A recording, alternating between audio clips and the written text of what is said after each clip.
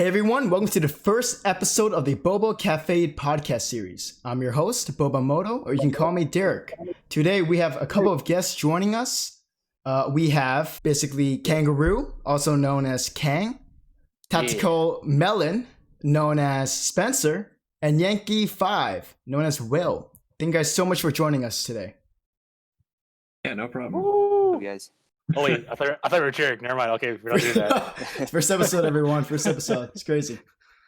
Yeah, so I wanted to talk about a couple of things. So I think we wanted to talk about unique jobs and careers, especially one of you guys wanted to do aerospace engineering. That's a pretty hot topic now these days, especially with all the SpaceX and Virgin Galactic. Yeah, aerospace engineering is pretty interesting. Currently, I'm going into my third year of school for aerospace engineering at a university here in Canada. It's pretty interesting. Like, it's a very unique sort of niche for engineering, I'd say. Like, but it does have a lot of jobs, especially like in the aerospace industry in the States as well as in Canada or even around the world, like Airbus in Europe, for instance. But yeah, I find aerospace engineering pretty cool, and the engineering aspect is pretty tough. Like, it's not a very easy program, but I find it very interesting and especially relevant in today's society. Again, like you said, SpaceX. There's a lot of research being put into aerospace engineering and a lot of jobs that have come up, especially in these past few years. Yeah, props to you, man. I mean, doing aerospace engineering, any engineering, no matter what time, kind of a field or department. I mean, that's a a plus on its own. Yeah, that's good on you, man, for keeping to it. A little bit about me. I remember when I first kind of did engineering, I call myself an ex-mechie engineer because that first semester I went to University of Massachusetts and I tried out mechanical engineering because I was that like hotshot kid because I grew up in a small town. And let me tell you something, that was the biggest wake-up call ever. Pretty much, I think the first day I got kind of unlucky or lucky, depending on how you see it, where you pretty much the head professor of that taught my mechanical engineering class, pretty much was the head professor of that department. And he pretty much grabbed a bunch of papers, a giant binder, like just dropped it on the desk. And he said, all right, guys, my name is this and this. It's like a long German name. And then he just said, this is a readout class. Whatever your friends told you, whatever they told you about before, I changed the whole, syllabus. I changed everything. It's not the same. It's not going to be easy. If you're not, into engineering, just get out. There's a door. And I'm not even exaggerating. Those were the exact words he told me. So props to you, man, for sticking to it. Yeah, that's pretty crazy. Yeah, it's pretty polarizing. Again, like, I was in the same boat. I came from a small town with only like 17,000 people. So to go to like a large city and study this subject, it's pretty crazy. Like, I could definitely tell that I was at somewhat of a disadvantage academically, but I even had to get a tutor for one of my calculus classes. And it was like really tough to pull through, but I suppose I'm glad I did. I guess I won't really find out until I get a job and start making money and seeing the 401k. But that's right, it's 401k. So it's been hard, but it's all right so far. So for your aerospace engineering, what's the next steps for your career? You want to work in like government, private?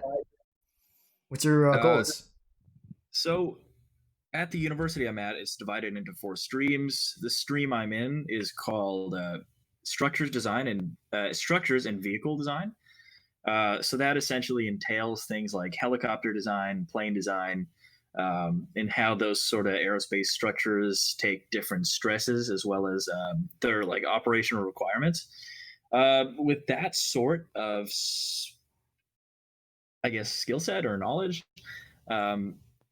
really, I can go work for a lot of either aerospace engineering firms or large companies, like Boeing, Airbus, Lockheed, even a few defense companies that all develop sort of like, the cutting edge aerospace products, because everybody's looking for engineers, especially with like the United States. There's a large market And they're very, they're in close competition with Europe and a lot of their aerospace companies as well. So there's a lot of money in the industry.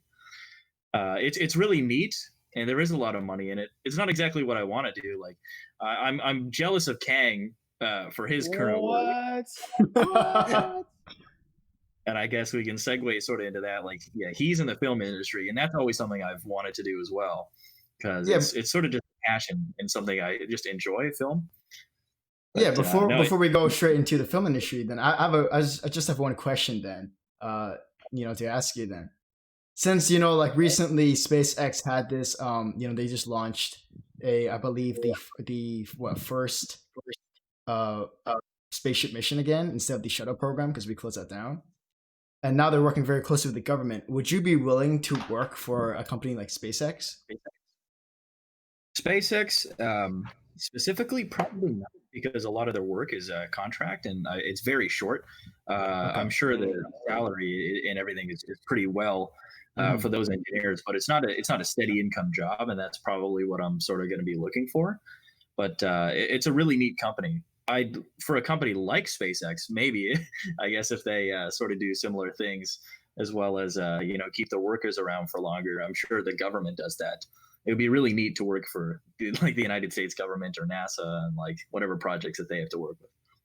Yeah, dude. I mean, imagine that you're working on just like a shuttle or something, like a rocket, and you see that work, all those years of work just like happen, and it's just like successful. Yeah. I can't imagine that feeling. Paying off. Yeah. Essentially, for a project like that, even for the engineers who are working on the SpaceX rocket, it's like you're ingrained in history whenever that happens. Like that's monumental, and you're part of that. Yeah. It's really, really cool. Yeah, I remember when it was first launching. I watched the whole first live stream on YouTube. It was like 11 hours, something like that. It's like a good amount. That's crazy. 11 hours.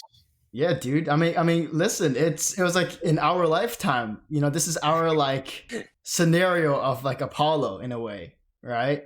Because for me, I've never really seen one as a kid, and now a real life shuttle just getting launched and everything, like a rocket. I mean, that is so yeah. Cool. Like, it's pretty crazy, In my youth too, like whenever our family coming down from Canada would take vacations to like Daytona Beach in Florida, we'd sit outside and you could see like the space shuttle take off overhead. Yeah. Way back in the early 2000s. I believe they're gonna. I'm not sure about this, but I think they're gonna make. I'm sure there's a lot of documentaries out there, but I guarantee you, eventually down the road, they're gonna make a film about SpaceX and about this like historical event happening. Definitely. Oh yeah. Oh definitely. I'm sure Elon Musk, while he's living or even after he's living, is gonna get his own movie. Yeah, probably like a Hawking movie or something like that. And speaking of film, we have someone here named Kang who is literally in the film industry. Okay, you make it sound so exciting. It's. I want to start off. It's pretty exciting, saying, man. I don't know about that. I want to start off by saying it's like so. My name is Kang. I've been in the Canadian film industry for about 2 years now, 2-ish years, a little more than 2 years. It's to preface, it's basically a job like any other job. Yes, there are exciting moments that happen on set and whatnot, and sure, you meet really cool people, but at the end of the day, like, I mean, people are still just it's still a job, right? So like it's weird. It's weird having a career that it's talked about a lot. You see it, like behind the scenes and clips and movies and clips on YouTube and whatnot. But I don't know. It's also kind of polarizing too. I don't know how I feel about it. I'm a little more jaded now, especially working for a couple of years since I graduated film school. But yeah, I mean, like, I got a bunch of stories. I know, like, where do you want me to start? I got tons. It's up to you, man. So you said you were working on the Umbrella Academy with. That's pretty exciting. That's crazy. Okay, so I worked on. So last year was a really busy year because they were filming both the second season of Umbrella Academy and The Boys, which is the one show. That's right. I love The Boys. Yeah. I know. I love that. So I worked on both. Funny enough, I actually worked on both. That's crazy. but I was like a couple weeks on this show and then a couple weeks on that show, and the best part is because I'm not unionized, and I don't and I don't plan to. I don't plan to. Okay. There's a whole other reason. We delve into that later, but because I'm not unionized, I'm not specifically forced on one production for its entire duration. So I can hop on back and forth. It's kind of contract by contract ish, Right. but I can if a key gaffer, a key grip needs me on this production, they'll hire me. I'll jump on, and then after my contract is up, I'll just hop on another show and whatnot. And I like the flexibility that comes with like a non-union. To be non-unionized. So I guess that's kind of cool. I don't know, man. You're telling me that the film industry isn't as cool as you make it sound, but dude, you worked on both The Umbrella Academy, which by the way is still in the top trending, and Netflix right now. Yes. Hashtag not sponsored. And also The Boys on Amazon Prime. Again, hashtag not sponsored. But yeah, it's funny because but the whole shebang. You meet the actors, you talk with them during lunch. Unfortunately, the only person I did not talk to was on Umbrella was Ellen Page, because I think she was so high profile. She had her own trailer or whatnot, so like all her right. she didn't really spend time. Yeah, but I feel like people would crucify me. I actually don't watch the shows. Oh my god! I don't watch Umbrella and I don't watch The Boys, which is blasphemy, but it's actually more common than you think in the industry. Because again, like I said, it's at the end of the day, it's still kind of a job, so people just do the job, and like you experience it as you do it. But sure, right. A lot of people just don't care. Don't care is the wrong way to say it. They're not as invested in the end product per se. It's like their work, like they don't want to watch it because it's like you still feel like you're working. I get exactly. Yeah. So what was it like? If you're working as if you're on on set as like maybe like a higher position, like freaking the director or the anyone, the producers, exec, associate, line, whatever. Maybe you have more leeway. So in essence, it feels more like a like your baby, your passion project. It feels more like that for you. But as someone like you who's like in makeup and wardrobe, as a grip, as a gaffer, or as a like a PA, they mostly see it as just a job. It's not bad to say that because but unfortunately that's like the main. That's kind of how people kind of look at it after being in the industry. Well, like any job, like no matter if you're doing what you love or not, like eventually doing it constantly, you're right. Yeah, treat it like a job. Exactly. It's not a bad thing, like I still like it a lot. Like I'm not saying like screw film. This sucks. This is not what I signed up for. It's exactly what I signed up for. But I guess it's not as it's not as the positions that most people are in are not as glamorized as like being an actor or being a director. It's right. You got a whole army of people working trying to get this film finished, so the people can see it. Yeah, definitely. I'm never gonna fly in it. I will never fly in it, especially with online schooling. I will never fly in a plane that I'll make if we're going by that rule. It's funny. It's funny because Will's doing aerospace engineering, but I'm studying to be a pilot. So yeah. That's very disheartening coming from someone who is meant to literally build planes. I remember my professor told me, like, the reason why you don't want to cheat on something is because when you buy a car, you expect that mechanic or the person who built that car to not miss that one screw, right? That would lead to a catastrophic accident. One time my professor was like, telling us stories about like people, and one time he said during a presentation, because we set our standards higher for tests. So like, a typical 70 would pass you on a test. Well, in our program, you need an 80 to pass the test. And one time, a lady was like standing in for her son or something, and she was like, "Why does it have to be 80? Standard's like 65." And my professor, he said, "How would you feel if your airline pilot only knew 80% of the things you need to know to fly that plane?" Damn, it's pretty scary, right? That's a good argument. Yeah, this is very disheartening. I'm not gonna lie. The game this is pretty bad. Yeah, well, I don't know, man. you better make those planes right. Yeah, I was gonna say, like, next time I get on that first class or even business class, I expect to, not get ejected to the window next to me. Well, especially something as high stakes as like a giant metal object flying in the air like several hundred kilometers. Like you want something that's perfect. You don't. It's actually really funny because just about every single plane that's flying in the air right now has something wrong with it. Oh yeah. Oh. So there's this thing called the MEL, minimum equipment list. It's literally a list of things that can be broken on a plane and still fly. Oh my god. First year, man, when it was like, or even second year, or like in my classes, when I'm just like, man, if I get a 50, I'll be really happy. If I pass this test, I'm gonna treat myself. I'm gonna go out for dinner with my boys. Dude, you were me in mechanical engineering. If I get a C, if I barely pass physics, you know what? I did it right. These get degrees. I struggled with that too, especially like electromagnetism and wavelengths. We did a class that was based on that I did not learn anything about in high school. Dude, just hearing those words make my brain hurt. It just makes me feel like a mush. Yeah. Yeah, but I mean, going back to a little bit about film. Funny enough, I remember I have this one friend who goes to my college, and this guy he's like, so I met him pretty much through a school event, and pretty much when he first introduced himself, I could just see like the way he's like talking and that kind of stuff. He talked like very, I guess, well spoken. I don't know if like all actors are like that, but he pretty much said that he, like, right away when we started talking about like interests and what we want to do in life, he said right away, he's like, "Oh, I'm gonna move to Cali and become a Hollywood actor." Oof. And right away when I thought about that, so I was like, yeah, like I was like, okay, oof, right? Like everyone wants to be like that, but like how many people are really successful, right? But actually, sorry, go ahead. I didn't cut you off. Yeah, but so it's.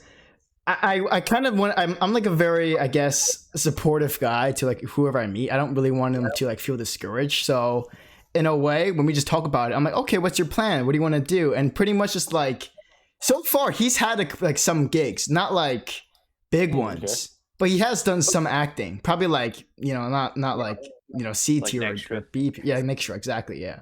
So I mean, he's getting there. It's important to know your limits, right? Because there's so many things that you could want to do, but obviously you have your limits, and that's true. Some things you literally can't. Like, not everybody's gonna be like Christina Aguilera. Like, not everybody can sing. Interesting. Well, okay. Now hold on a second here. You're right. Not everyone could be a rock star or a singer, but if people really want to sing, they can like kind of find their vocal range. Right. So like recently, since I have like so much free time and with this whole crisis going on, during my time, I've always thought about like I wanted to make music. So now I'm literally during my free time, I'm taking free lessons online just to find out my vocal range and see like really hone in like what are my strengths for my voice for singing. Because eventually down the road, I want to like produce my own like music, like lo-fi music or lo-fi, I don't really know how to pronounce it, and other stuff like that. Lo-fi, yeah, that's pretty sweet. Are you using the FL Studio? What's that? Do you have like a program set up and everything, like FL Studio? I haven't done the research yet, but I have a friend who's been working on music, and I'll probably just ask him like what I need and what to do. Right, it's pretty sweet though. It's a fun. Yeah, it's like make your own beat and everything, right? I mean, probably not the singing part, but just a nice rhythm. You should become a SoundCloud rapper. You want to become a SoundCloud rapper? I don't think I can rap, man. I can't rap Boba. I can sing a little bit, but I definitely can't rap for. Oh, but that clout though, man, you need that clout. And then from that clout, maybe I can clout. Maybe I can rap in Korean, maybe, or in Chinese. We'll see. We'll see if I learn about Cantonese, bro.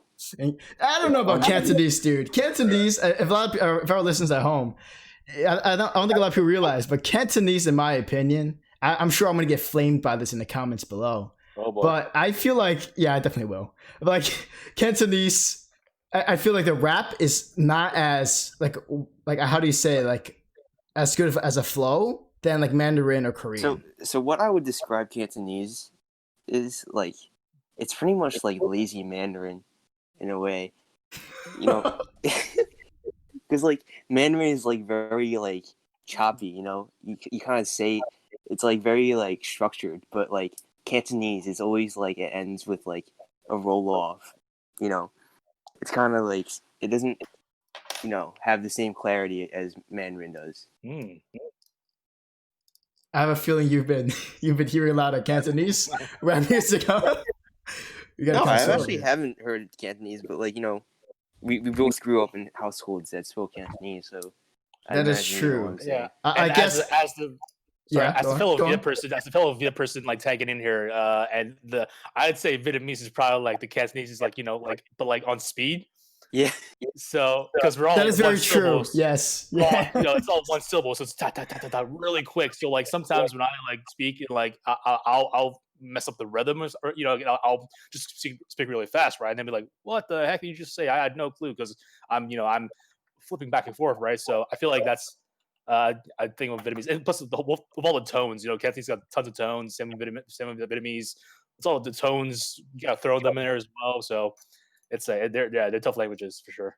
Yeah, Will can't relate because he wasn't brought up in Asian, even though he's Asian. Well, hold on a second here. So I guess our audience right now are probably just kind of surprised all of a sudden. They didn't realize it's a full-on Asian podcast. That's right, ladies and gentlemen. It's a bit of a surprise. Whoa. At least for tonight. You know, yeah, at least for tonight. You know, I'm not going to lie. I was hoping to release, you know, like my background ethnicity down the road, but I guess it's already out. It's already out, guys. So it's a full-on Asian American. It's all good. So that's kind of crazy. Speaking about Asian upbringing, right? Because you guys are Canadians and we're Americans. I mean, they're very similar, but you guys want to talk about how like you guys grew up Asian Canadians and the kind of path you took to pick this career, whatever you guys want. You don't have to get personal if you don't want to. No. It's like I'll hop it because I think Will's at a disadvantage here. But so I'll I'm also very curious about Will's background because it's very unique. Yeah. Oh crap. So I mean, like small town kid. You know, grew up.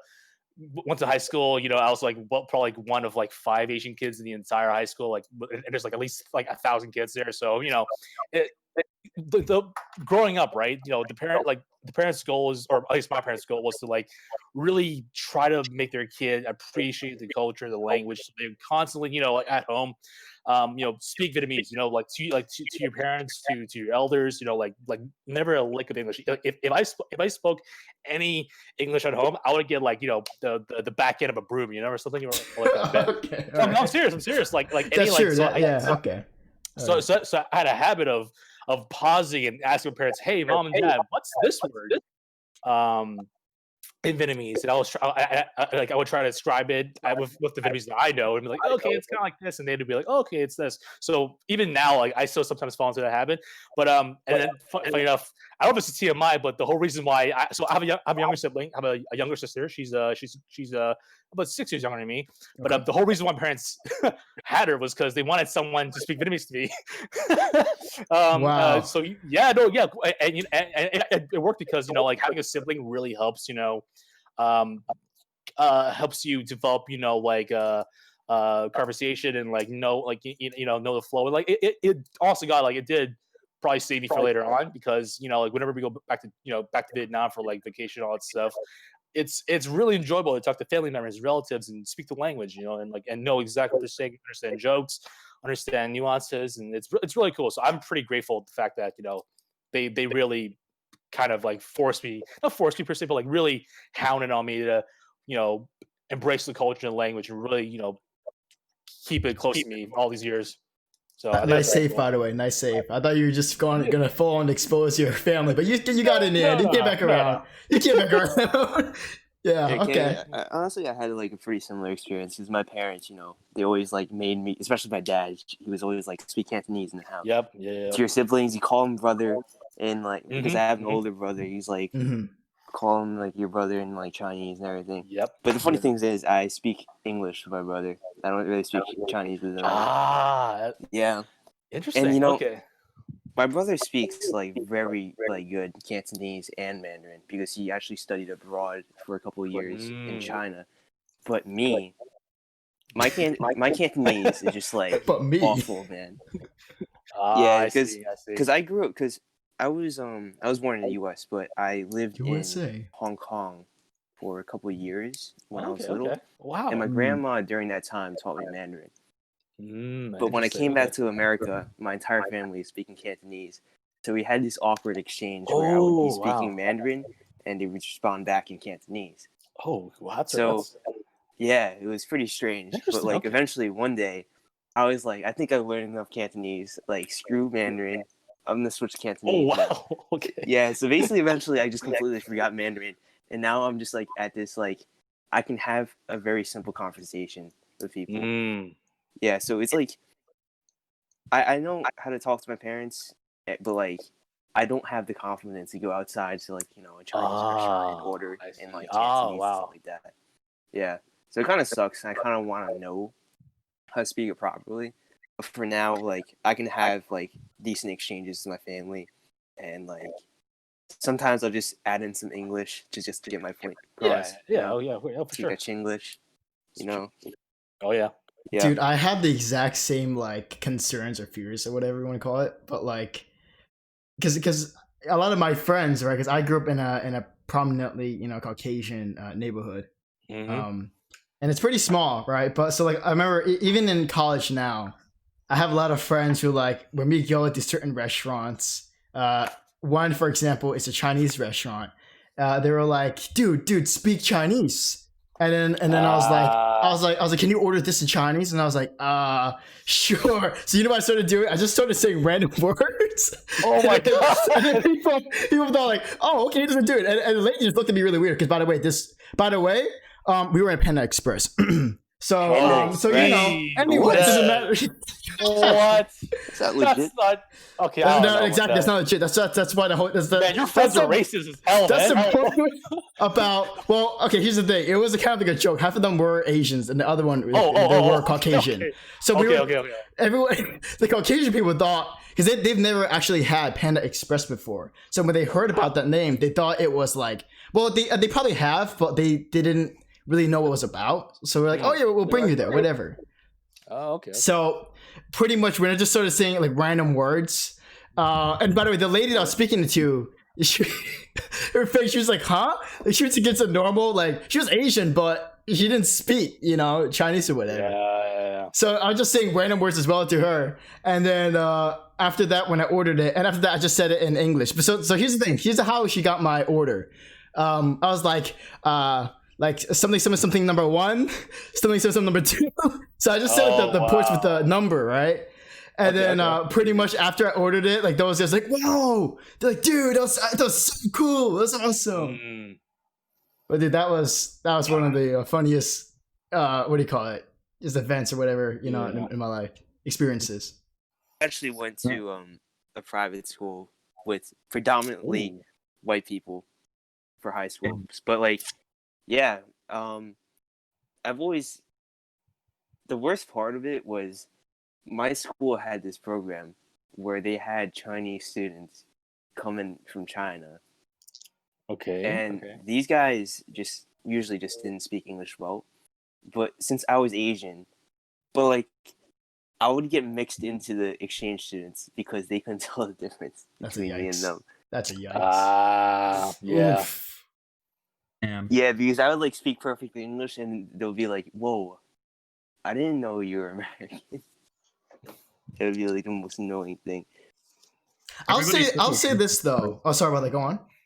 I was gonna say like I'm like the literal like banana bread muffin of Asian guys, sadly, because like I was adopted like by white parents, so I grew up in a predominantly white household in a small town, which wasn't great, but like so everything's like everything I know about Asian culture really has been only introduced to me in the past 2 years when I moved into a larger city to get to interact with sort of people from my culture as well as like experience new things like foods and a whole bunch of other stuff. Oh wow.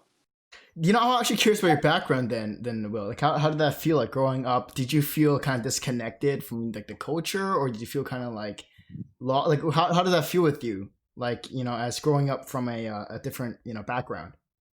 whole different Well, culture. like, I've never, growing up, like, and in my youth, I've never really longed for it because I really didn't Right. care for it as Mhm. much as I would now.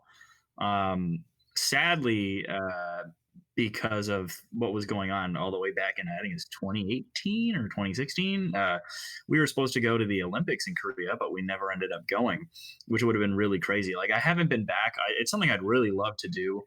Korea is such a beautiful country. Um, I never thought of it because I was just sort of, I wasn't raised in the culture, and I didn't pay attention, and it never really occurred to me that I was missing out on such an important part of my life, or what would be sort of become, or like what I would think about. Right. So you came from a Korean. So you're a Korean like descent, like background kind of deal, right? Yeah, You're that's correct. ethnic. Okay.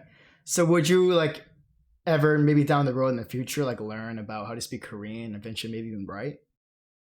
Eventually, yeah, and even like as an engineer, especially for international relations, as well as like um, there's such a diverse mix of ethnicities, even in my university, and getting to know another language, getting to really know the culture is so important. Whether that's for a business interaction or whether that's just to talk to people, get to know more people, and interact with them like on a level that they would they would consider as normal, as opposed to just me and speaking in English. Yeah, definitely. And it's also great networking like opportunities. Like maybe one day your company or whichever company you're working for, they might send you over there for like a month or two to work over there. Oh, Build exactly. Like that would relations. be a dream. Yeah. Yeah. Yeah. Awesome. Yes, like so for me, I guess growing up as an Asian American, just going similar to what Spencer was talking about, it's like, especially for my college, we also have a lot of international students. But a lot of them, it's like, so there's this whole, I guess stereotype of like foreign students, right, not wanting to like really be open, or just they kind of in their own circles, right? And I think the reason why that's a stereotype or whatever, because every stereotype in some form or way, it's kind of like it happens somewhere, so like, that's why everyone assumes it's true. But yeah, I think like so for me, every time I would like want to like be open minded and bring them into my friends group, a lot of them kind of like, I guess when they look at you, they think you're from China or whatever. But then when you start speaking, they kind of like in a sense think you're kind of different in a way, because we are different. Like I grew up in American culture while they grew up in like in China, right? So it's just so interesting how like when I can see people like getting along, especially like foreign people from different round worlds, that's just amazing to me. That's astounding. It's funny how you say like they kind of like discriminate against you when you're not. I mean, not discriminating. like I feel like it's more of not discriminating, it's but more like judging. I would say. yeah, judging. But like yeah, I actually had like one of the exchange students that were in my high school. I actually became friends with one of them, and like he was Chinese, and like he was very different from me. Like he had all different cultures and stuff like that. And we hung out for a while, and like whenever he would introduce me to people, he would introduce me as the ABC guy. Oh wow! If you don't know what that means, it's tell like our viewers an at home. acronym for American-born Chinese. It's really just saying like, oh, this guy isn't really Chinese.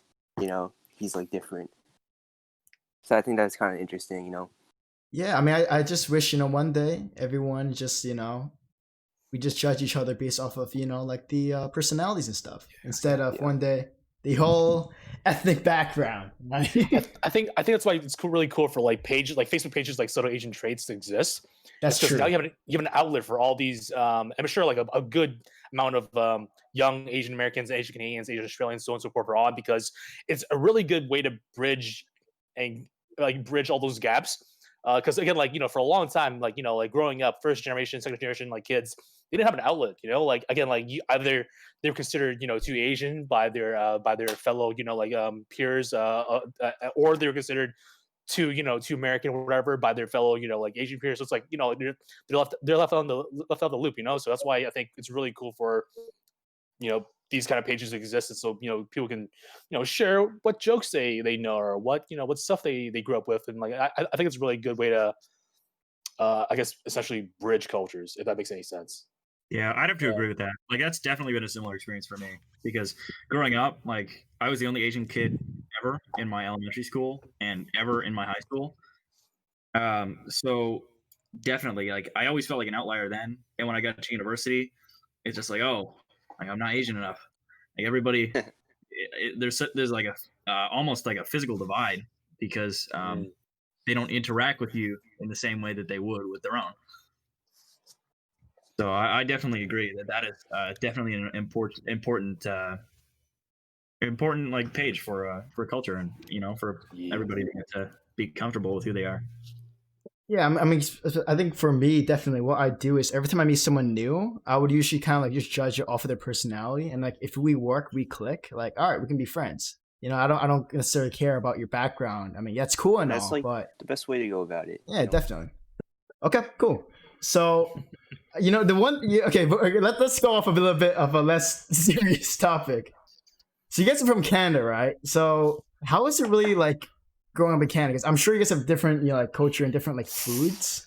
Cold than over here. Yeah, right? It's cold, man. Like what's the saying? There's only 2 seasons in Canada. There's winter, and then there's construction season. There's no there's no in between. It's always like it's snowing or really cold for like 5 months out of the year. Or 5 months, and the remaining like the remaining 7. It's like a mix between slush. Oh, trust me, dude. I know. I've been to Massachusetts. That's true. No, you guys. And I've been to Canada a couple of times in my Yeah, so I guess from the people listening at home, we kind of talked about this briefly, but before we met in this podcast, but pretty much a very strange fact and tradition about me is my family and I, every time on July 4th on Independence Day, the most American thing ever, my family and I decide that, okay, let's just, well, not really it's more like my family decides to say, okay, let's go to Canada on July 4th. And then to me, it's like, yeah, it's like if I cheered up, like, oh man, this is not very patriotic. What's going on? And pretty much it was like, so when I asked them, by the way, their answer I thought was going to be very cryptic. I thought it was going to be like some kind of symbolic meaning. Nope. None of that. You know what it was? It was like, oh, well, we had vacation days. That's when we have vacation days off. It was just like, oh, okay. Right. Because in my head, I'm just like, I'd rather go on Canada Day, because that's their version of our Independence Day, Like, I want to experience the festivals and different events going on during that day, Canada Day isn't like, I guess it's not as popular as Independence Day would be for Americans. Like, really, it's celebrated and it is a holiday, but it's not. But everybody doesn't go out like tailgating, or like everybody doesn't go out like celebrating. There's like a few fireworks celebrations in like the municipalities and at the Capitol, but it's not like super patriotic, I guess, or as much as the States. I think it comes down to like, and this is the thing against like, Americans in general, but like, I think the States as a whole is much more, what's the word? Not jingoistic, maybe? Like, like the love for one's nation is super great, right? So like when it comes to like, like holidays, yeah, exactly. When it comes to days like, like Independence Day, it's like, that's the day, man. That's the day to show you're American, you're proud of being American. So I mean, there's nothing wrong with that. Nothing wrong with that at all, actually. I think it's just like a fact that because of it, the States is like such strong association from like, with like independence and whatnot. I think it's just part of, and you hopefully you two would probably bring some more into this, but like that's what I'm assuming, probably, if that's what Gigs kind of sense on. Do you mean like how the Independence Day is this like very big celebrated holiday, but just because Americans like very valid their independence, right? So I feel like it's just something. I feel like that's true to some people. Yeah, I mean, unfortunately, there's this loud minority. I mean, in that kind of case where, yes, I'm not. I mean, of course, I'm proud to be American, right? I love to celebrate it, all that kind of stuff. But there are some people who also kind of like take it kind of in a way maybe too far, where it's kind of like, very like, oh, America's number one, I kind of do, right? Or like some people are very like macho, kind of stereotypical American. It's like guns, and this is like guns blazing, or like go to barbecue, and all that kind of stuff. I feel like, I'm sure. I feel like that's one of the I'm sure I'm gonna get flamed down in the comments below as well. He's like, this guy is fake. He's not showing what the real America's about. I mean, patriotism really is just saying that your country is the best because you were born in it. Yeah. So. Yeah, the only reason why I like Independence Day is when we go over people's places and barbecue. That's that's great. That's always a good time. Yeah, I mean, and also like see some fireworks shows, like in some places, whether it's your local town or in a big city, wherever. So I'm not gonna lie, when I went there to Canada, so my family, we usually go to Toronto. Okay, we usually go to Toronto, and because we come from like a trans-American background, and also Toronto has a very big, densely populated group there. Is mostly Chinese people. Yeah, a lot of Chinese people. Mm-hmm. Yep. So. I'm not gonna lie. The food is good. There's some foods like okay, whatever. But the one thing I really like about your things, like your culture over there, or I guess for Toronto, is you guys have this very like, I guess old school, or not really old school, but like it's very culture vibe. Like I remember when I went to Hong Kong, there's this thing called like Hong Kong style cafe, right? Yeah. Okay. Yeah. And they also have that in Toronto, which is very similar. Like the dishes that I would order in Hong Kong, like usually in Hong Kong for breakfast or whatever, it's kind of wild, but they would have like this ramen and then spam and then eggs or whatever. Instant ramen and spam. That's the way to go, right? I see. Or like condensed milk with peanut butter and then fried like bread on the outside. It's like a big, nice like. I mean, like it's not to say that deal. That doesn't exist here in like where we are too. Right. Because, like, once you go out to certain areas in the cities, like, when Chinese people are, there's, like, plenty of these cafes, Hong Kong style. But I feel like they're not as good, or maybe I haven't found a good one yet. But yeah, I mean, it's... Yeah. I remember when I went to Canada, it was just like, Toronto, that was a go-to spot. Like, I knew what to order. I went to the same place. I don't know if you guys heard this franchise that over there, but it's called, like, Phoenix something. It's this green one. Phoenix, that sounds new to me. Phoenix, really? It's been there a while. It's been there for more than like 15 years or 20 years. To be fair, I'm not from Toronto. I live in Toronto right now. I'm not from it, so okay. I'll take Phoenix. No. Yeah, Phoenix. That's is it a restaurant or is it a diner? It's a restaurant. It's a restaurant. It's a Hong Kong style cafe chain restaurant. Interesting. Okay. It has like a green little banner and everything. Ah, wow. Well, you know what? Now I have something to look up now and possibly check out. Who knows? Maybe it's really bad now when I left. I don't know. Don't put it with me, dude. I'm American. I don't know. Fair enough. But but I'll tell you that one favorite place other than Toronto. This one time instead, we didn't go to Toronto, but we went to Montreal in Quebec. And dude, honestly, guys, don't you guys not like Quebec? You guys don't like Quebec, right? Or no? Okay. So just to avoid any kind of like flame wars, any kind of like right. Of course. Quebec in itself is a very different culture than most of. They're much Canada, more strict, much more conservative attitude.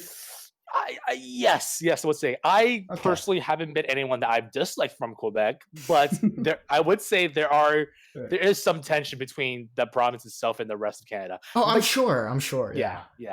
But just to preface, like I don't hate Quebec, but I just want to point it out there. So I'll say this: it's very different from people to people, right? Like from place to place. Like the provinces, the people are very different from place to place. Like, you know how people say, "Oh, Canadians are nice." Of course, I'm not saying all Canadians are not nice. You guys are honestly, compared to Americans, you guys are still the nicest out of everyone. Now, I don't know if it's because it's so dang cold over there. That's why you guys are all nice. You're forced to be nice. Because in my experience, when I went to Massachusetts, it's a very cold state. It's like the snow is crazy. It's pretty much like Canada. But the people there, we have a name for them. It's called I'm not gonna say it here, but. Whoa. They're known as not the friendliest group bunch. I mean, I think every people in Massachusetts would know, especially in Boston. Wow. They would agree with me that they're not really the nicest, people in America. Oh, that's true. I guess where you guys are by vicinity, you're probably closer to Quebec too, eh? Not really for where we drove, but because it was an extra hour. I But see. Okay. but yeah, Quebec I think is interesting because they're all like their own little culture because it came from a French background. Yeah, for sure. And I mean, and there's French background scene everywhere in Canada too, as well. I'm just saying, but I think it's just there's just so you know what I think it comes down to them being so proud of being francophones, you know, that they That's just true. Yes. like, you know, anything that like if I were to go to Quebec, right, and if I were to say I'm from Ontario, they would definitely treat me a little differently than their fellow Quebecois, you know. So it's weird. I see this makes it sound so bad because it's not like, you know, everyone hates each other. It's like, you know, people like straight up like, you know, people from Quebec hate. Yeah, but I there's definitely, and it doesn't help that, you know, like, you know, I won't go into it, but like, you know, like politically, you know, there's a whole thing there as well with you know, parties and all that stuff. So yeah, but you know, it's weird. It's I don't, again, like I said, I will preface this by saying I've never had any bad experiences with anyone from Quebec yet. But I've heard stories. I've heard stories otherwise as well. So that's why that's all I want to say. Yeah, I want to put an emphasis on this is only on my experience. What I'm about to say, it's only personal experience. It's not a, you know, showing on a whole, you know, on everyone as a whole. That's not what I'm trying to say because I've met a lot of nice Canadians, but in Quebec, I'll say I've definitely gotten some weird looks. Yeah, sounds just right. because either I'm a tourist and I'm not from there, and also my accent kind of gives it away, and also B, I'm, you know, I'm like kind of Asian American, so I don't know if they take the, I don't know, who knows, but it's you know, it's definitely, they're a lot more conservative. I've met a couple of nice people in Quebec. They are more conservative for sure. I'll say that. Yeah, I remember when I went to one of the restaurants in Quebec, and I'll tell you, it's actually really good food. Like the food I had before, it was actually like called cow cheek. When I first saw that, I was like, cow cheek. I'm like, it's kind of weird. It's a cow cheek, and I was like, all right, you know, whatever. I'll try. Wait. You're telling me you went to Quebec and you did not try our national treasure? You did not try poutine? Poutine? Oh no, I had poutine as well. I had poutine. Dude, last time I went to Canada, I literally spent the entire time eating Chinese food with my parents. Dude, I had poutine every time. I was so upset that we left Canada without having poutine. So what is this? Oh my gosh. You could make poutine. Like, it's not too hard to... Doesn't McDonald's, doesn't your local McDonald's sell poutine? Yeah. I order pretty often, actually. I feel like I did that one time. Yeah, I just ordered it. I was like, all right, my... No good, man. Isn't McDonald's like kind of expensive in Canada? It's probably more in the States. Relative to the dollar. You know what's so funny? All of our American franchise from the US, okay? They're not the nicest ones there. Okay, the food's all right, but like it's not the nicest restaurant. When you go to like foreign countries, Paris, okay, you go to Korea, Japan, even in Canada, it's Hong Kong. It is so much more bougie. It is so much more nicer. This is true. It's interesting because like Pizza Hut in Hong Kong is like designed as like yikes. Okay, a fancy restaurant. Yeah. So weird because my dad owns a Pizza Hut. Like, my dad owns a Pizza Hut and a KFC. Oh, really? Really? He used to own the Taco Bell that was attached to the Pizza Hut, but we closed that down for financial reasons. Right. But okay. Yeah, I think wholeheartedly that in Canada it's pretty Americanized. Like, it's generally the same. As for a lot of other franchises, like we have one Chick-fil-A, I'm pretty sure, in the whole nation, and that's in like somewhere. Really? That's right. Yeah. America. Yep. I know exactly where it is. That fried chicken. And I've never had it, and I'm kind of like dying to try it. So good. It's so good. Okay, Spencer may not agree with me, but I'm telling you right now, show me some other fast food franchise that can make the chicken as good. I'm not trying to start a war. I know people are going to say in the comments below that Popeye's fried chicken is really good. What's that? Jollibees. Well, we don't have that. That's Southern. That's more Southern. Yeah, it's Southern. What? Come on, I mean, there's like a bunch. There's new Jollibees. That's not new, but it's like last year they opened. Oh man, the line, like for months there was like lines outside the door around the building because people want that Jollibee's chicken, man. It's pretty good. I'm telling you. I don't know about the States, but in Canada, Jollibee's here is pretty good. Is it Dude, everybody here is obsessed with like Chick-fil-A, and I've had it like a bunch of times, man. And just like it's so convenient for me too because I go there after school sometimes.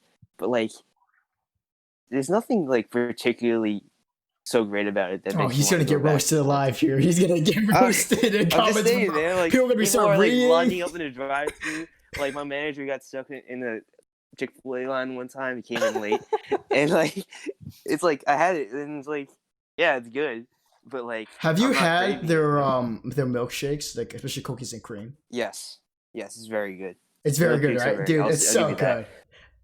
I'll say the Yeah. product, like it shouldn't be styrofoam because it's actually really bad for the environment. But dude, it's good. The I milkshakes think are the good. last one I had was a peppermint milkshake. Oh, It's those are pretty really good too. Yeah, those are pretty Peppermint good. mocha or Yeah. something. I'm Yeah. missing out. I feel like I have like no idea what Chick-fil-A serves at Yeah, all. same. Do you like I have no chicken clue. sandwiches? It's So just imagine, specifically thinking, by the way, guys, I'm not sponsored by this, okay? But I'm not gonna lie. So imagine Chick-fil-A, right? This chicken sandwich, right? Okay, But as soon as you put your mouth, right? As soon as you take a big bite out of it, it's the most juiciest piece of meat, right? It literally falls apart, and it's so good. It's not dry. It's everything you want it to be in a fried chicken. But Okay, I feel like sandwich. every chicken place says that. No, you know, it's like no. my I've chicken. been to. Okay, it's going.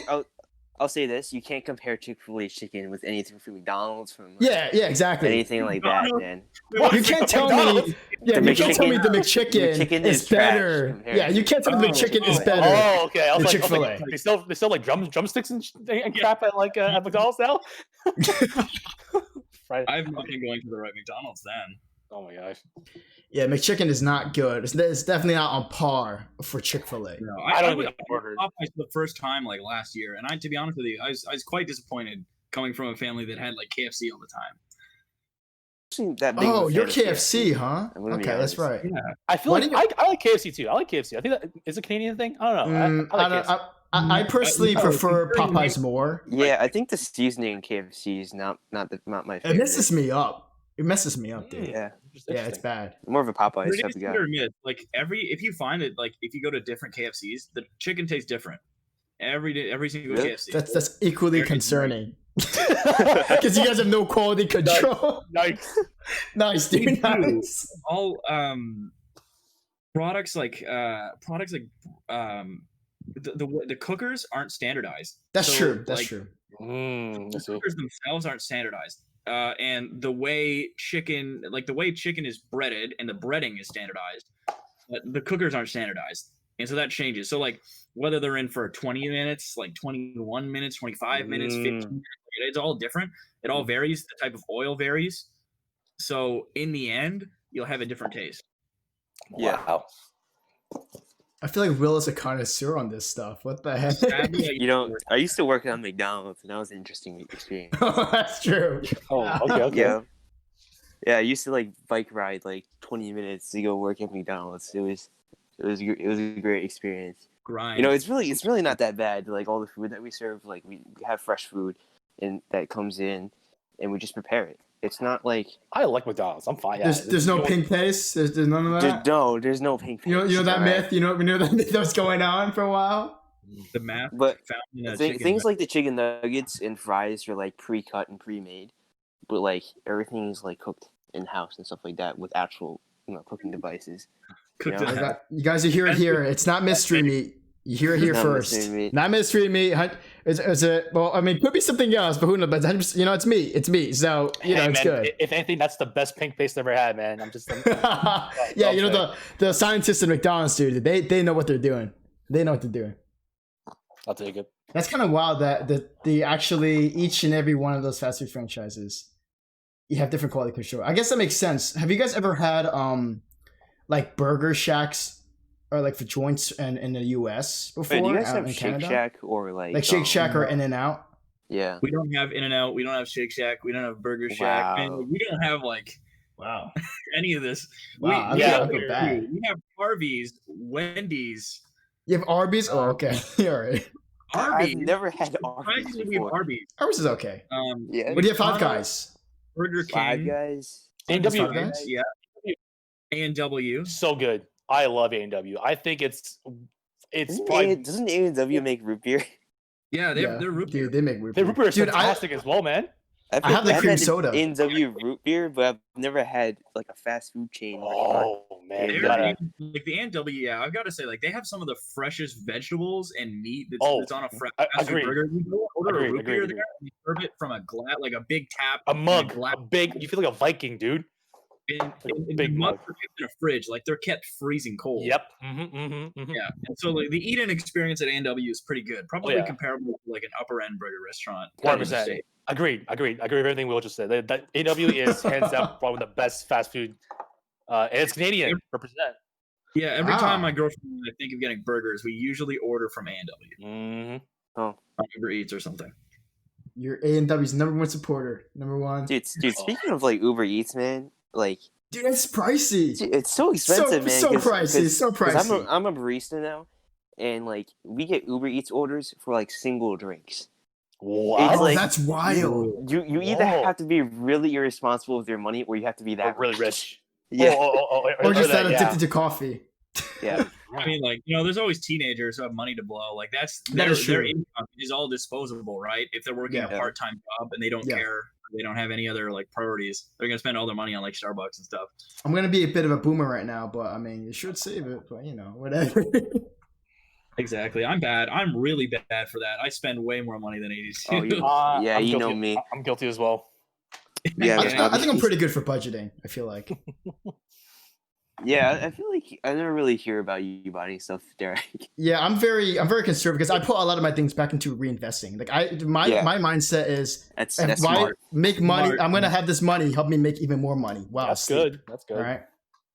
I don't know, Smart, dude. man. I'm just boring. I'm just Begging boring as Derek. shit. I mean, Please, Derek, give us the YouTube money. We're all going to be at his feet. give that YouTube. Yeah, man. Can That's I right. replace my Serb with YouTube money, please? Maybe. If you didn't know, Serb is the like. Oh you guys crap! get- Yes, sorry. Oh, sorry. Yeah, I forgot. Yeah, what is Serb? Forgot we're Canadians. Forgot. Sorry. Well, go ahead. So- Go ahead. Yeah, so essentially, like in the United States, you guys get like stimulus checks every so often, right? Where it's, like, Yes, 1,200 yes. from the government. If you're not, We- if you're unemployed or if you're paying taxes out. Instead of that, we get something called the CERB, which stands for or like CERB, which stands for the Canadian Emergency Response Benefit, and that I think is $4,000 a month or something. What? Or Whoa, Let's convert that to US. Real No. quick. I think it's less. $4,000 I think it's like $2,000 Canadian. or something like, or it's not. It's a good amount, but it's not that high. Oh, It's no, like no, yeah. That's like $2,000. something or like something. yeah, something like that. Spencer, Something I like think that. I think we mean- should I move mean, to Canada, man. I mean, that sounds pretty $2,000 good. Canadian is probably like 1,500 to 16. Yeah, like I US got it dollars. for 2 Spencer, we months, should but move then I over there, started man. working full-time. 1,600 per I month. don't know, man. 1,600 per month. That's not bad. I mean, I mean, dude. Wait, do you have to be unemployed to get it, or you just get one anyway?